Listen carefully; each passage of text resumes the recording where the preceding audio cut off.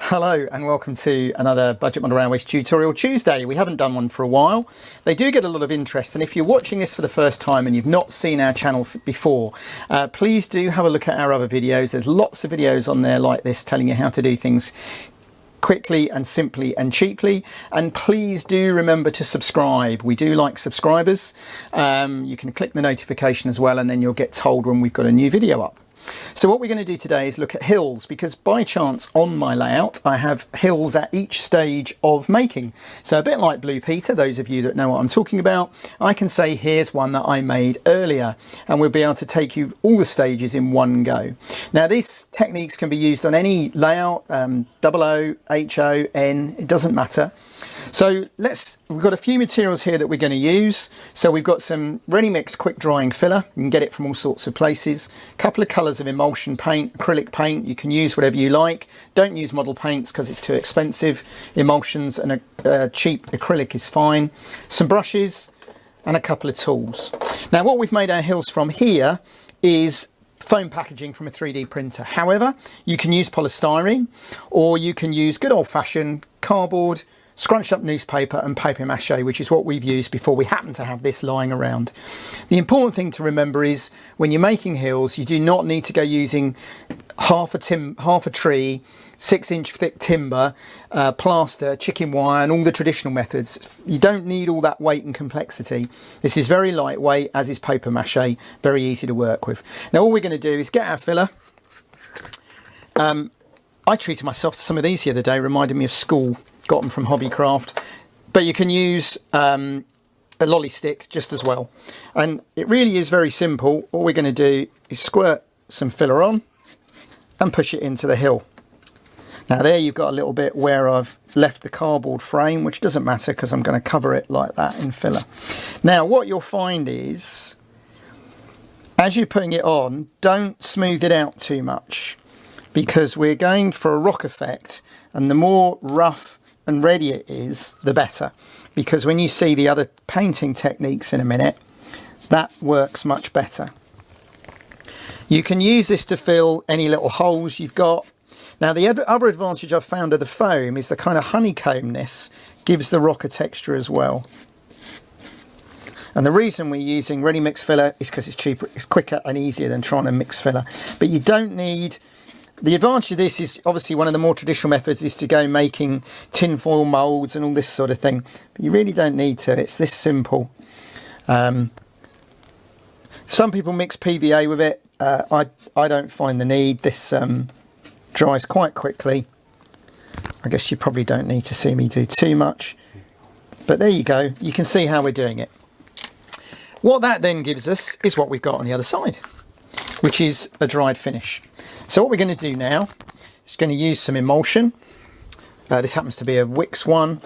Now it's worth remembering that you need to use a lighter colour than the rock face you're going to end up with, because we're going to put black on it. So if you're going to do grey, which is what we did last time, but I wanted to do browns here to mix in with the colour of the station and the colour of the viaduct, so that we've got a more sympathetic look. But whatever colour, you can do pink, I suppose, if you really want pink rocks. You can do whatever colour you like, but use a lighter colour. You need a fairly stiff brush to get into all the little nooks and crannies, but emulsion's quite a nice thick paint.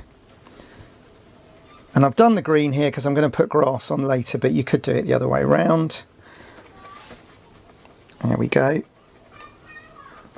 So I am showing how to do this, but obviously it's not very difficult in all honesty, and neither is making finished rock faces. I like making rock faces, so I tend to put them on my layouts. If you get a gap like that, look, if you put enough paint on the brush, you can slowly fill the hole. So there we go. I won't do the whole thing, you get the impression. So that's how we paint that. I'm just going to have to dip this in some water. Right, what that then leads us to is this, which is the finished dry hillside. Now, not only is it hard, you do need to make sure that the paint is really dry. So paint the emulsion at the beginning of the day or overnight, And what we're going to do is we're going to put a little water. I'm just using dirty water out of my paint and don't brush do it cleaning over jar. the track like you just did. And don't do it over the track. And then black paint. It doesn't really matter what. I'm having to use some acrylic, but you can use emulsion or whatever you've got. And we're going to make a black wash. Now, I put it on. That's a little bit too dark, so we put a little bit more water in. And you do need to just play around with it. It is, if you get it too watery, it won't work. And if it's too black, it looks too dark. And that's a little bit, oh, I don't know. Now we're getting there. So the nice thing is like this, if you decide it was a little dark, just take the excess off. But you can see already how it's working. So what it does is, there we go, that's perfect. It's almost like a magic trick, because you can see what's happening. It picks out all the detail. Just like that. And what we want enough on there to run into all the little nooks and crannies. And you can see now why we didn't want the rock face too smooth.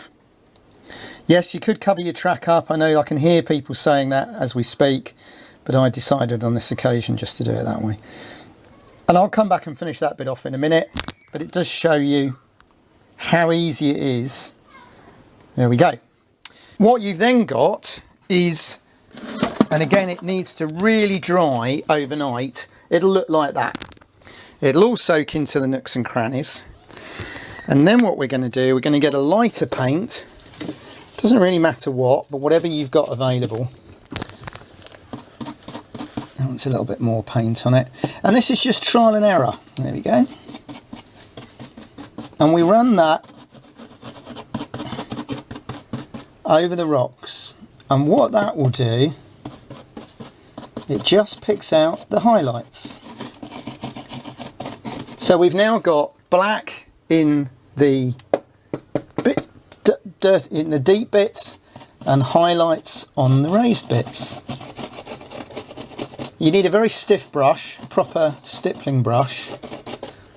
But there you go. You can see now how that's picking out the colours on the raised bits. So we're getting a real 3D effect. There we go.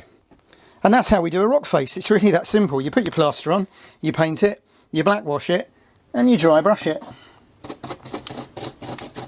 And it comes out looking quite nice.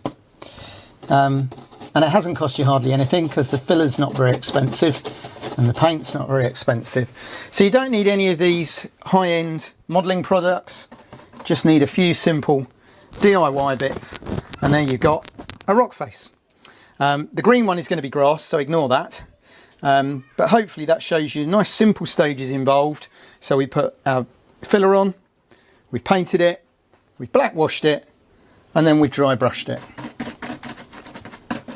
And it's that simple. And you get some really nice rock faces out of it. Top of that one's going to be grass, which is why we haven't done all of it. So as always, please comment, let us know what you think. We have used this technique a few times before, but we thought we'd do a whole video showing you all the stages in one go. And if you haven't already, please subscribe. Please click on notifications, and thank you for watching. And we'll do another Tutorial Tuesday when we get a project that we can do.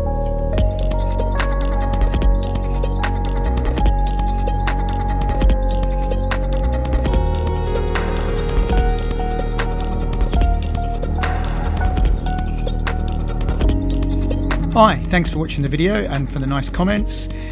Click on the left for a previous video in this series, click on the right for another video you might enjoy, and please don't forget to click to subscribe, like, comment, etc. Thanks again.